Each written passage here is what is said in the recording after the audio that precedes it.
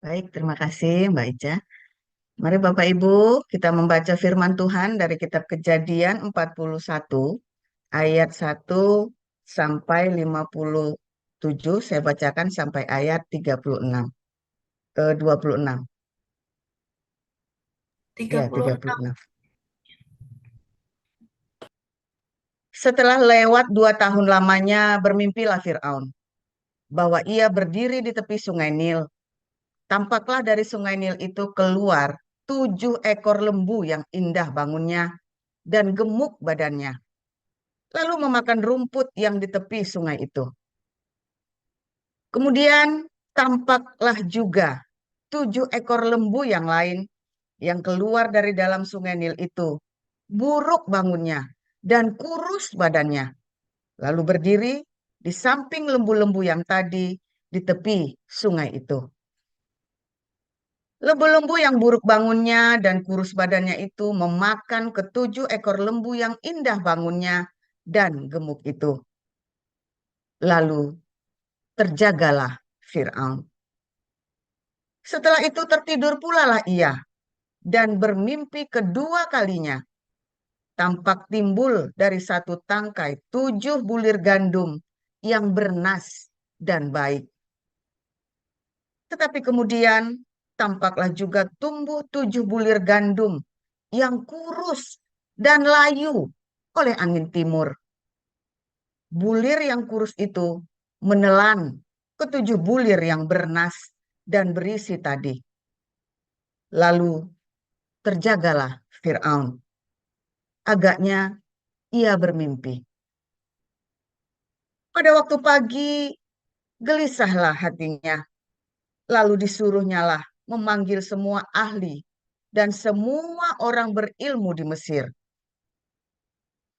Fir'aun menceritakan mimpinya kepada mereka, tetapi seorang pun tidak ada yang dapat mengartikannya kepadanya. Lalu berkatalah kepala juru minuman kepada Fir'aun, "Hari ini aku merasa perlu menyebutkan kesalahanku yang dahulu. Waktu itu tuanku Fir'aun murka kepada pegawai-pegawainya dan menahan aku dalam rumah pengawal istana beserta dengan kepala juru roti. Pada satu malam juga kami bermimpi. Aku dan kepala juru roti itu masing-masing mempunyai mimpi dengan artinya sendiri. Bersama-sama dengan kami, ada di sana seorang muda Ibrani, hamba kepala pengawal istana itu. Kami menceritakan mimpi kami kepadanya, lalu diartikannya kepada kami mimpi kami masing-masing. Dan seperti yang diartikannya itu kepada kami, demikianlah pula terjadi. Aku dikembalikan ke dalam pangkatku, dan kepala juru roti itu digantung. Kemudian Fir'aun menyuruh memanggil Yusuf. Segeralah ia dikeluarkan dari tutupan. Ia bercukur dan berganti pakaian, lalu pergi menghadap Fir'aun. Berkatalah Fir'aun kepada Yusuf, "Aku telah bermimpi, dan seorang pun tidak ada yang dapat mengartikannya. Tetapi telah kudengar tentang engkau. Hanya dengan mendengar mimpi saja, engkau dapat mengartikannya." Yusuf menyahut Fir'aun, "Bukan sekali-kali aku, melainkan Allah juga yang akan memberitakan kesejahteraan kepada tuanku Fir'aun." Lalu berkatalah Fir'aun kepada Yusuf, "Dalam mimpiku itu, aku berdiri di tepi sungai Nil. Lalu tampaklah dari sungai Nil itu keluar 7 ekor lembu yang gemuk badannya dan indah bentuknya, dan makan rumput yang di tepi sungai itu. Tetapi kemudian tampaklah juga keluar 7 ekor lembu yang lain.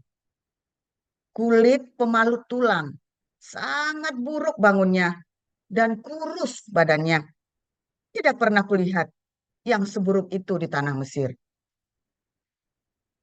Lembu yang kurus dan buruk itu memakan ketujuh ekor lembu gemuk yang mula-mula. Lembu-lembu ini masuk ke dalam perutnya. Tetapi walaupun telah masuk ke dalam perutnya, tidaklah kelihatan sedikit pun tandanya. Bangunnya tetap sama buruknya, seperti semula. Lalu terjagalah aku. Selanjutnya dalam mimpi itu kulihat timbul dari satu tangkai 7 bulir gandum yang berisi dan baik. Tetapi kemudian tampaklah juga tumbuh 7 bulir yang kering, kurus, dan layu oleh angin timur. Bulir yang kurus itu memakan ke 7 bulir yang baik tadi. Telah kuceritakan hal ini kepada semua ahli, tetapi seorang pun tidak ada yang dapat menerangkannya kepadaku. Lalu kata Yusuf kepada Fir'aun, kedua mimpi tuanku Fir'aun itu sama. Allah telah memberitahukan kepada tuanku Fir'aun apa yang hendak dilakukannya. Ketujuh ekor lembu yang baik itu ialah 7 tahun. Dan ketujuh bulir gandum yang baik itu ialah 7 tahun juga. Kedua mimpi itu sama. Ketujuh ekor lembu yang kurus dan buruk yang keluar kemudian. Maksudnya 7 tahun. Demikian pula ketujuh bulir gandum yang hampa dan layu oleh angin timur itu. Maksudnya akan ada 7 tahun kelaparan. Inilah maksud perkataanku. Ketika aku berkata kepada tuanku Fir'aun, Allah telah memperlihatkan kepada tuanku Fir'aun apa yang hendak dilakukannya. Ketahuilah tuanku, akan datang 7 tahun kelimpahan di seluruh tanah Mesir. Kemudian akan timbul 7 tahun kelaparan. Maka akan dilupakan segala kelimpahan itu di tanah Mesir. Karena kelaparan itu mengurus keringkan negeri ini. Sesudah itu akan tidak kelihatan lagi bekas-bekas kelimpahan di negeri ini karena kelaparan itu. Sebab sangat hebatnya kelaparan itu. Sampai 2 kali mimpi itu diulangi bagi tuanku Fir'aun, berarti hal itu telah ditetapkan oleh Allah dan Allah akan segera melakukannya. Oleh sebab itu, baiklah tuanku Fir'aun mencari seorang yang berakal budi dan bijaksana dan mengangkatnya menjadi kuasa atas tanah Mesir. Baiklah juga tuanku Fir'aun berbuat begini, yakni menempatkan penilik-penilik di atas negeri ini, dan dalam ke7 tahun kelimpahan itu memungut 1/5 dari hasil tanah Mesir. Mereka harus mengumpulkan segala bahan makanan dalam tahun-tahun baik yang akan datang ini, dan di bawah kuasa tuanku Fir'aun menimbun gandum di kota-kota sebagai bahan makanan serta menyimpannya. Demikianlah segala bahan makanan itu menjadi persediaan untuk negeri ini dalam ke7 tahun kelaparan yang akan terjadi di tanah Mesir, supaya negeri ini jangan binasa karena kelaparan itu. Demikian. Selanjutnya, Bu Marioni silahkan. Oke, saya lanjutkan. Usul itu dipandang baik oleh Firaun dan oleh semua pegawainya. Lalu berkatalah Firaun kepada para pegawainya, "Mungkinkah kita mendapat orang seperti ini, seorang yang penuh dengan roh Allah?" Kata Firaun kepada Yusuf, "Oleh karena Allah telah memberitahukan semuanya ini kepadamu, tidaklah ada orang yang demikian berakal budi dan bijaksana seperti engkau. Engkaulah menjadi kuasa atas istanaku, Dan kepada perintahmu seluruh rakyatku akan taat. Hanya tahta inilah kelebihanku daripadamu. Selanjutnya Firaun berkata kepada Yusuf, dengan ini aku melantik engkau menjadi kuasa atas seluruh tanah Mesir. Sesudah itu Firaun menanggalkan cincin meterainya dari jarinya dan mengenakannya kepada jari Yusuf. Dipakaikannya lah kepada Yusuf pakaian daripada kain halus dan digantungkannya kalung emas pada lehernya. Lalu Firaun menyuruh menaikkan Yusuf dalam keretanya yang kedua, dan berserulah orang di hadapan Yusuf, hormat! Demikianlah Yusuf dilantik oleh Firaun menjadi kuasa atas seluruh tanah Mesir. Berkatalah Firaun kepada Yusuf, akulah Firaun, tetapi dengan tidak setaumu, seorang pun tidak boleh bergerak di seluruh tanah Mesir. Lalu Firaun menamai Yusuf Zafnat Paenea, serta memberikan Asnat, anak Potifera, imam di On, kepadanya menjadi istrinya. Demikianlah Yusuf muncul sebagai kuasa atas seluruh tanah Mesir. Yusuf berumur 30 tahun ketika ia menghadap Firaun, raja Mesir itu. Maka pergilah Yusuf dari depan Firaun, lalu dikelilinginya seluruh tanah Mesir. Tanah itu mengeluarkan hasil bertumpuk-tumpuk dalam ke-7 tahun kelimpahan itu. Maka Yusuf mengumpulkan segala bahan makanan ke-7 tahun kelimpahan yang ada di tanah Mesir, lalu disimpannya di kota-kota. Hasil daerah sekitar tiap-tiap kota disimpan di dalam kota itu. Demikianlah Yusuf menimbun gandum seperti pasir di laut, sangat banyak, sehingga orang berhenti menghitungnya karena memang tidak terhitung. Sebelum datang tahun kelaparan itu, lahirlah bagi Yusuf 2 orang anak laki-laki yang dilahirkan oleh Asnat, anak Potifera, imam di On. Yusuf memberi nama Manasye kepada anak sulungnya itu, sebab katanya, Allah telah membuat aku lupa sama sekali kepada kesukaranku dan kepada rumah bapakku. Dan kepada anaknya yang kedua diberinya nama Efraim. Sebab katanya, Allah membuat aku mendapat anak dalam negeri kesengsaraanku. Setelah lewat ke-7 tahun kelimpahan yang ada di tanah Mesir itu, mulailah datang 7 tahun kelaparan seperti yang telah dikatakan Yusuf. Dalam segala negeri ada kelaparan, tetapi di seluruh negeri Mesir ada roti. Ketika seluruh negeri Mesir menderita kelaparan dan rakyat berteriak meminta roti kepada Firaun, berkatalah Firaun kepada semua orang Mesir, pergilah kepada Yusuf, perbuatlah apa yang akan dikatakannya kepadamu. Kelaparan itu merajalela di seluruh bumi. Maka Yusuf membuka segala lumbung dan menjual gandum kepada orang Mesir, sebab makin hebat kelaparan itu di tanah Mesir. Juga dari seluruh bumi datanglah orang ke Mesir untuk membeli gandum dari Yusuf, sebab hebat kelaparan itu di seluruh bumi. Demikian pembacaan firman. Terima kasih, Mbak Nisa. Selanjutnya, Bu Rima, silahkan.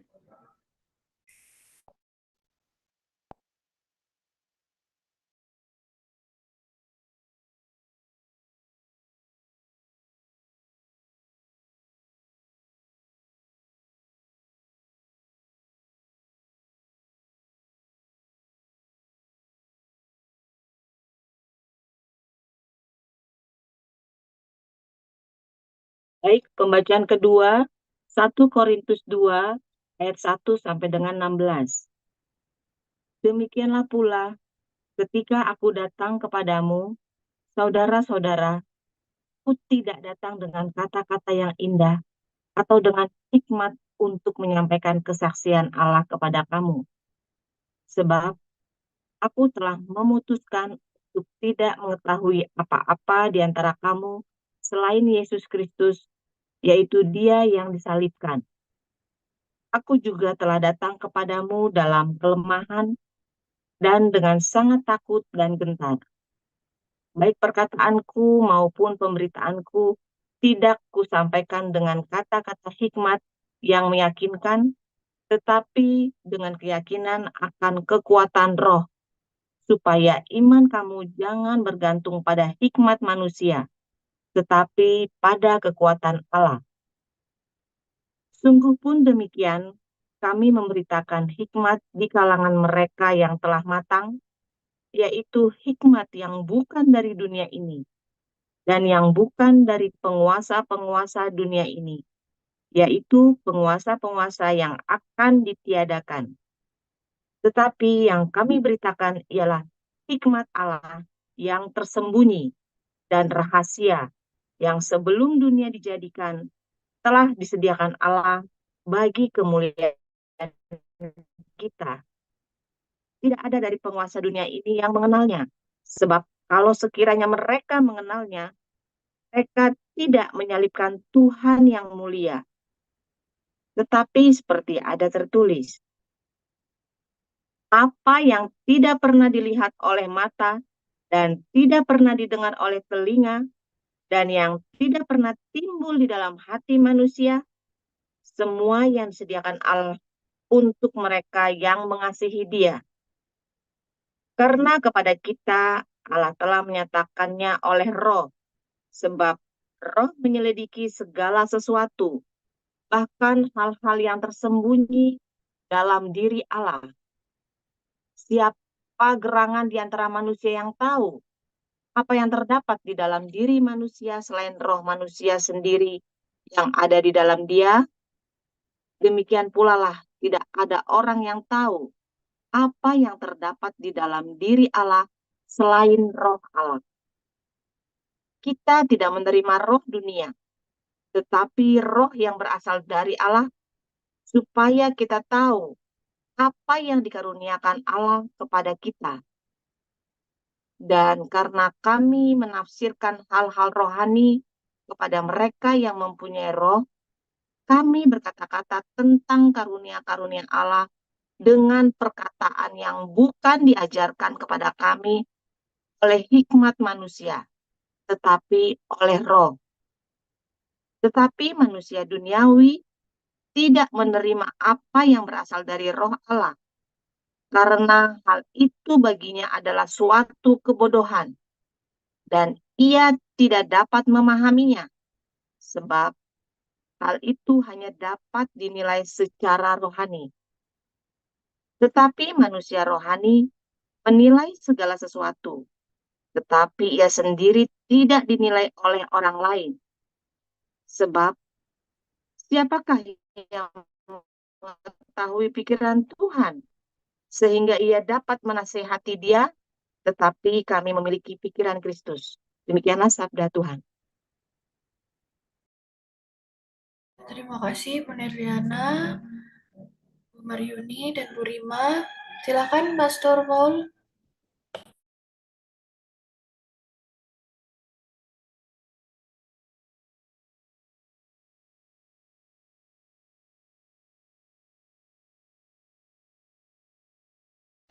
Haleluya, firman Tuhan selalu baru setiap hari bagi kita semua yang menanti-nantikan Tuhan. Dan saudara, jangan khawatir apa yang tidak pernah didengar oleh telinga, dilihat oleh mata, tidak pernah timbul dalam hatimu.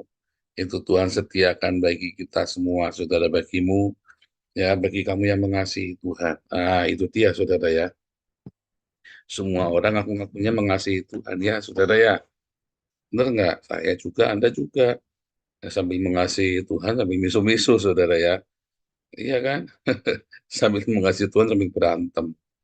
Nah, lalu kita mulai, kita mengasihi Tuhan, lalu kita, apa, saudara?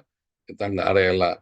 Kalau kita kasih makan musuh, oh, enakan dia, saudara, ya. Saudara, kata mengasihi Tuhan, ya, bagi mereka yang mengasihi Dia, saudara, ya. Mengasihi Tuhan itu luar biasa, saudara, ya.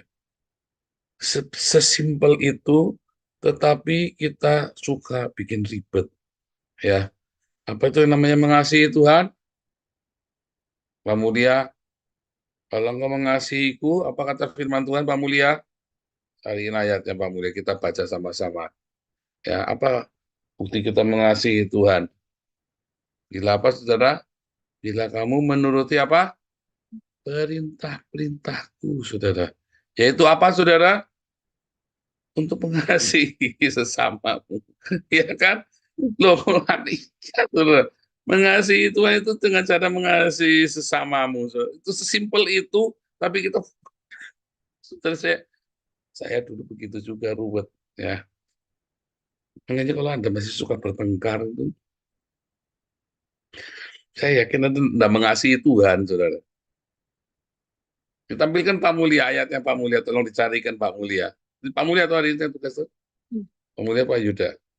Pak Mulia tolong dicarikan nanti ya, sambil cariin itu tampilin ya Pak Mulia. Hah? Kalau mengasihi Tuhan, apa? Kamu akan mengikuti perintahku, yaitu untuk apa? Saling mengasihi. Ya kan? Sesimpel itu, dan kita ribet sekali, otaknya ribet sekali, saudara. Dan kita mencari alasan pokoknya supaya orang itu tidak layak dikasihi. Yohanes 14 ayat, bunyinya bagaimana, Mas? Baca yang keras. Yohanes 14 ayat 15, Pak Mulia. Terus, kamu pakai bahasa apa pada kalian ya? Kamu akan menuruti segala perintahku. Terus, perintah. Mana nih Pak Mulia nih ayatnya kok enggak keluar nih? Pak Mulianya ketiduran. Nah, baca saja. Jikalau kamu mengasihi aku, kamu akan menuruti segala perintahku. Inilah perintah baru bagimu. Apa, saudara? Jikalau kamu mengasihi aku, kamu akan menuruti segala perintahku. Itu Yohanes 14 ayat 15. Terus, inilah perintah baru bagimu. Hendaklah kamu saling mengasihi. Sampai itu Yohanes 13 ayat 35 ya. Yohanes 13 ayat 35 Pak Mulia. Nah, tonton lagi Pak. Inilah perintah baru bagimu. Yohanes 13 ayat 35 kalau nggak salah ya.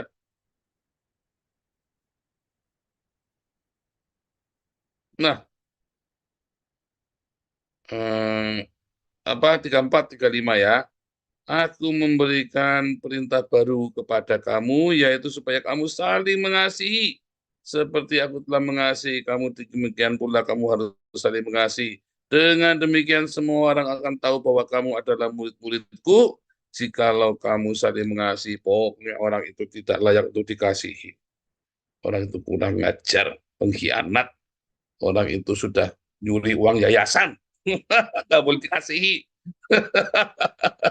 Orang itu ngerampok, orang itu bikin menara Babel, nggak layak dikasihi. Orang itu, apalagi saudara, oh kamu kacanya segudang alasan.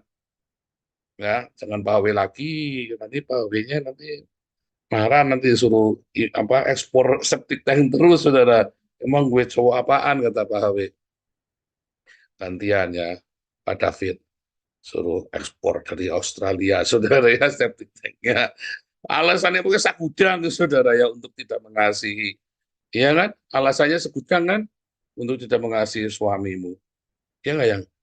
Kamu saya segudang. Seberapa panjang? Aku kurang kasih sayang loh ya. Iya, saya segudang mau oleh saudara untuk tidak mengasihi, saudara kan? Iya nggak saudara? Selalu ada alasan untuk tidak mengasihi.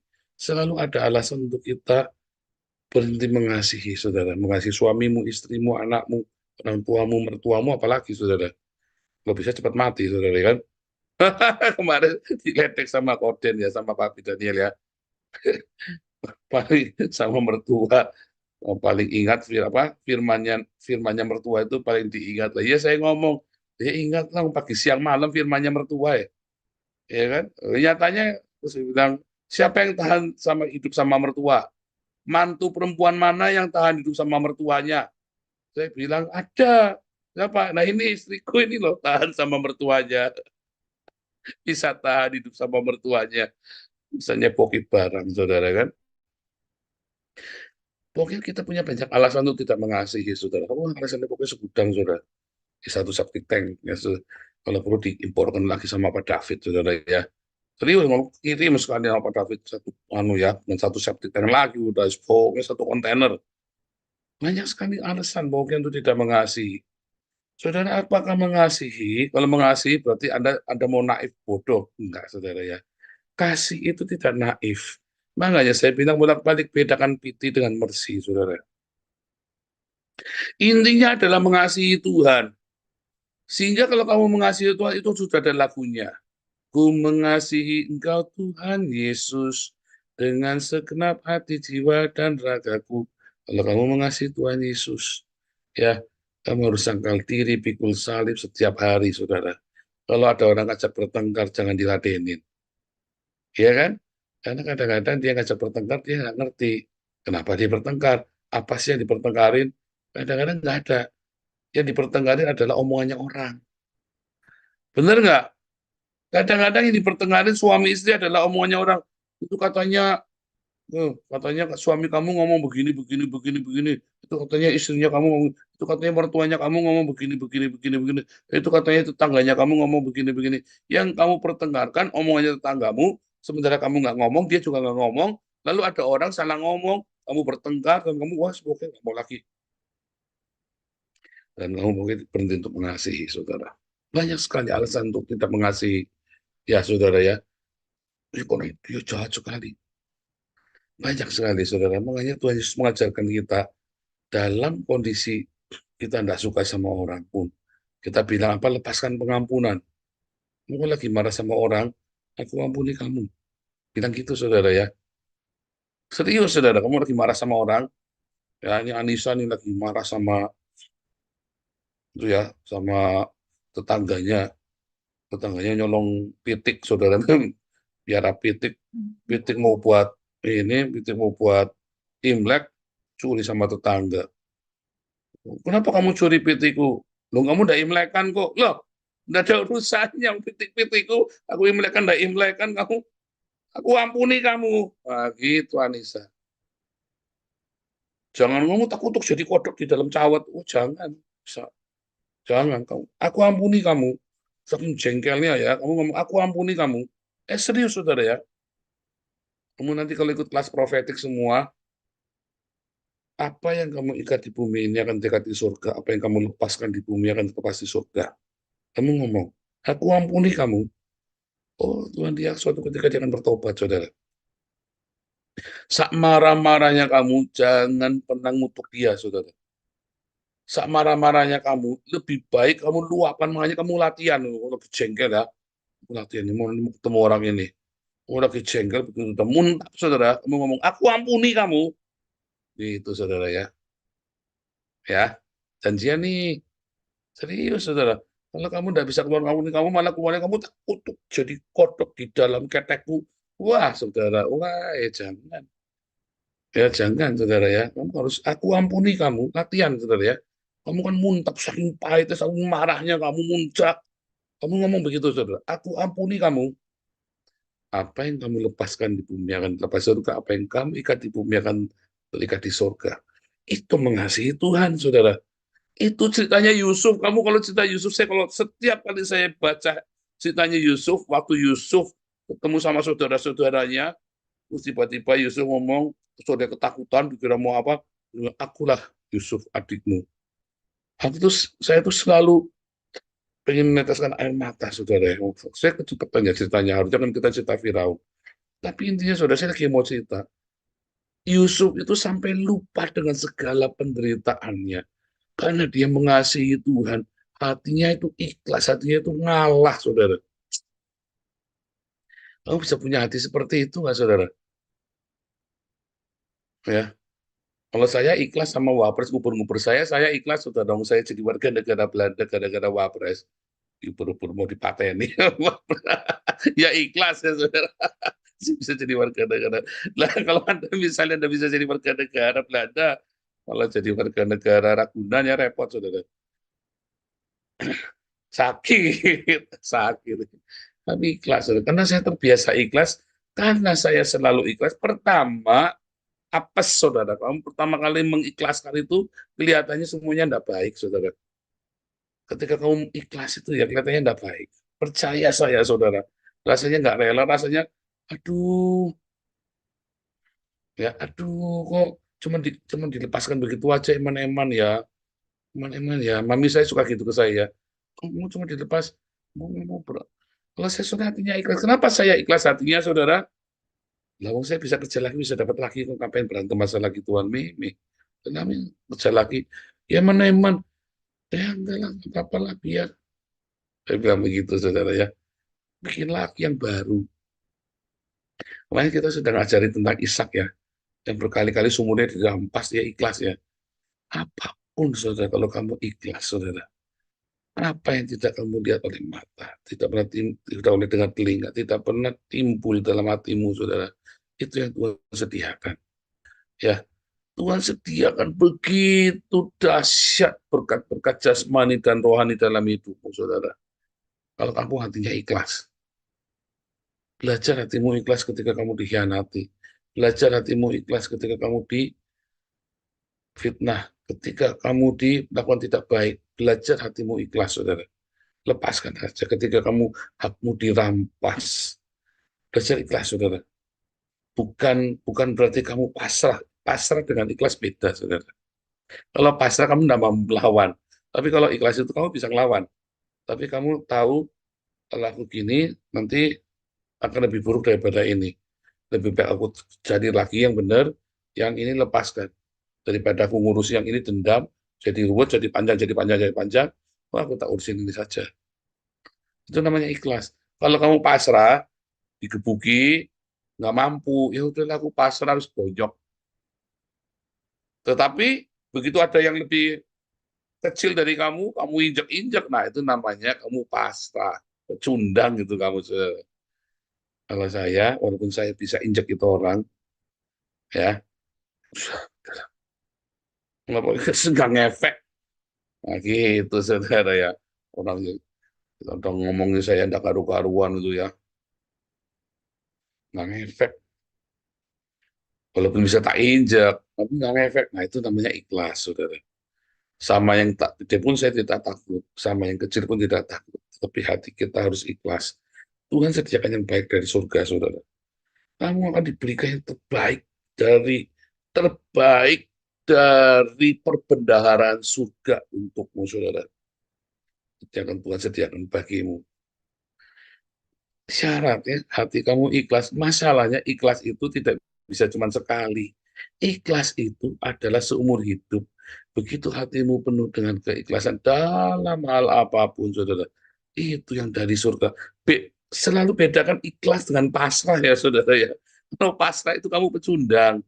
Kalau ikhlas itu kamu tahu, kamu bisa nginjek dia, kamu bisa habisin dia, tapi kamu memilih untuk memilih jalan tetap damai, kamu memilih jalan tetap jalan mengasihi, mengampuni, memberkati di dalam kerendahan hati, dan kamu tetap jaga kekudusan hatimu. Jangan kamu ikhlas sama dia di rumah ngebuki istrimu, saudara, ngebuki anakmu, ngebuki anjingmu. Kemarin siapa yang ngebuki anjing ya tadi? Oh, di bakalan anjingmu dekat ngebuki. Ben Alexander, si Ben lagi cengkel sama siapa? Wah, ini kalah main bola itu ya. Wah, ini bakalan anjing gua tak gebukin ini. Kasihan si Ben ini. Ngawur nih Ben Alexander itu ya, yang baru itu ya, yang suka di YouTube kita itu ya, kalau sore. Terus saya bilang, masa kamu kalah main bola anjingmu digebukin? Itu kamu nggak ikhlas itu namanya.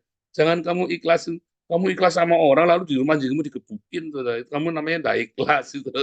Ada yang salah, kamu psikopat itu. Ya kan, banyak orang kan ikhlasnya ngalang-ngalang, sambil ngumpet di rumah anjingnya samplongnya pakai balok, saudara. Nah, itu namanya nggak ikhlas. Ya, kamu tahu ikhlas ya. Kalau hatimu selalu ikhlas, saudara, seperti Yusuf. Selalu berkat dari surga itu ada buatmu. Perbendaharaan yang terbaik dari surga. Karena keikhlasanmu ketika kamu tetap mengasihi musuh-musuhmu, itu tandanya kamu mengasihi Tuhan. Dan kalau kamu mengasihi Tuhan, 1 Korintus 2:9, apa yang tidak pernah dilihat oleh mata, tidak pernah didengar oleh telinga, tidak pernah timbul di dalam hatimu yang Tuhan sediakan bagimu. Ya, Tuhan Yesus memberkati.